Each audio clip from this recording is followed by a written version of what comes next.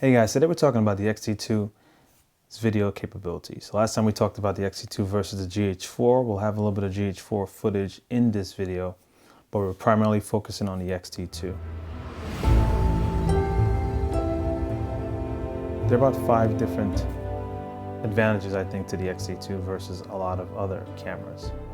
I was coming from a 5D Mark II, and I also came from GH4. Still have the GH4, sold the 5D Mark II, and one of the main things for me was continuing in the 4K direction.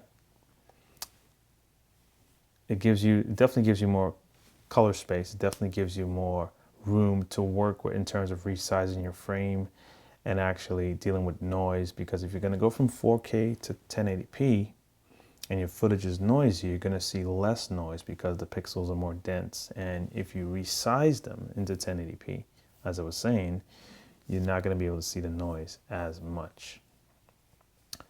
But 4K is just a path in a forward direction anyway. Besides the 4K capabilities, low light capabilities are also a big thing for me. If you look at these examples here, I shot this video with the available light in the room, not the brightest location. This one was shot at night. And you can see, if we zoom in here, you can see there's little to no noise in the footage. And what's also amazing in terms of using the Fuji X-T2 for video is that Fuji has created these film emulations. And Fuji, as you may or may not know, was one of the early pioneers of film. When I'm talking about film, I'm talking about those old cameras that actually took a physical medium that you needed to remove in order to process your images. Obviously, there's still a physical medium in our cameras now, but those files that are stored on that physical medium are digital. But the whole process before with film, everything was printed onto this piece of solenoid, and that solenoid needed to be developed at a lab before you can actually look at the pictures. So Fuji's brought over their knowledge of film stock, because each film stock had a particular look. There was black and white film, there were certain types of colors of film, and so depending on what you're shooting, if you're shooting glamour, if you're shooting a sporting event, if you're shooting narrative in terms of like someone's life or autobiography, whatever the case might be, you may want a particular look. And so you would go buy a particular stock of film, put it in your camera, and use that look for that particular project. But what's even more amazing is you can take those same film stocks, those same looks, if you will, and apply that to your video. And so that can save you a ton of time. And while we're talking about that topic, one of the things that really caught my attention is the fact that it's not just the fact that you could apply it to video, but the actual video from the X-T2 looks, I would say, identical to that of the pictures taken with the X-T2. But today we really want to focus on dynamic range and the low light capabilities we talked about before, because dynamic range, which is the other thing, the other point I wanted, the advantage of this camera is that you can actually push the video files to either to retain highlights or to retain the dark levels, or just anything in between.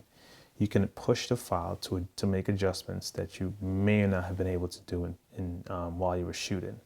And that's important because sometimes you want to recreate or create something different in which you shot. Maybe change the color, maybe change the look of the overall image in terms of talking about video here. And that's a plus. For a camera that's way below the cost of an ARRI Alexa or even a RED camera, and you're able to get more than 12 stops of dynamic range, it's amazing in video. And color, we talked about color in one of the first videos I did introducing the camera, but I want to focus a little bit more on color today because, as I've said before, color is something that people have somehow moved away from because we've spent so much time looking at filters, or we talk about Instagram or any of these other social platforms that allow filters now. We're talking about filters, or we're talking about LUTs, or we're talking about color grading, which can give a video or picture a particular look. However, as I mentioned, the film stock, those film emulations, depending on what you want to do, you can still even make slight adjustments in the camera if they're not to your liking. But those film emulations, in my opinion, the way they render flesh tones,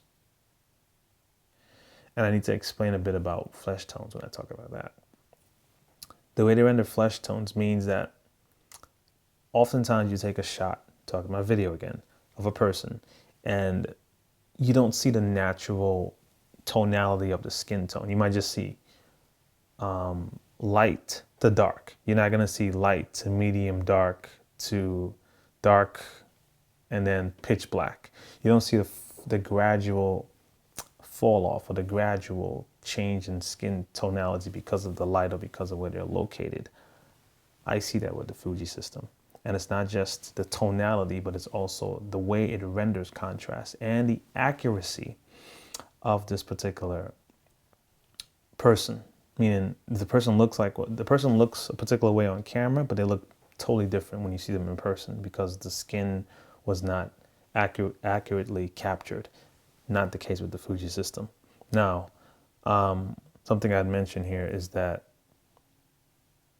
obviously every camera nowadays that we use on a daily basis in recent years is digital, and so you can manipulate those files in the computer to get a particular look. However, if I take the card out of my camera and I look at a video and I'm saying to myself, what do I need to do?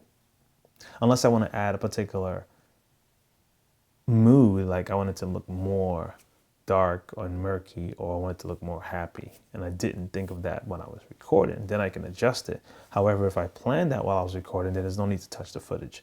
And that's what we're talking about. That's what's amazing about the system. As you can see here, while I was setting up this recording today, I was using the Aperture 120D.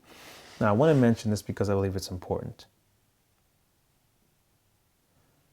A lot of people go and they pick up LED lights or fluorescent lights on Amazon or even eBay, and then they use them for video. That's fine. However, if you're doing professional work and you're going to pick up lights on Amazon or eBay, those platforms are fine, but make sure you find a light that gives you accurate color reproduction, because some of these fluorescent lights tend to tint towards the green. So rather than someone look natural, they look unnatural, especially if you white balance towards that light. And so the 120D, it's daylight balance. And as some of you may or may not know, the wavelengths of light coming from the sun or daylight tends to be more consistent because obviously artificial light can't have the same intensity, may not have the same intensity over a period of years or months of usage. The intensity may fluctuate, the intensity may dim depending on if the bulb is going. There's so many different variables. However, with daylight, you have a consistent wavelength so that the pigmentation, the color fidelity that light is going to give you is always going to be accurate. So the 120D from Aperture, there's a 120T, which is tungsten, 120D is for daylight. The 120D gives you those accurate colors because it mimics the light from the sun, the temperature of the light coming from this particular LED system is accurate to that. So match that together with the Fuji system, and this is the color that you're getting right now. This is what I'm using right now, and that's why I wanted to kind of add this addition to the video, because I feel like, yes, it's all about the Fuji system here. That's what we're talking about. However, the tools that you use together with whatever system you're using is important. And here we're going to look at a couple examples of the same setup. I'm going to be using the GH4 still here. This is an Olympus 50mm lens. Shoot both of them in 4K. I'm going to shoot both of them on standard. I'm going to turn off master pedestal. I'm going to turn all the settings to 0 on both. And then we're going to change lens one more time. We're going to use a Leica lens, another 50mm on the Fuji, and compare it to the Olympus lens. And in the future, we'll be able to put that Leica on this GH4 and compare the GH4 and the Fuji in terms of color with one particular lens. I hope this video was helpful, guys. I hope you guys learned not so much just the fact that the advantages of the camera, but also will it work for you. Until next time, guys, take care.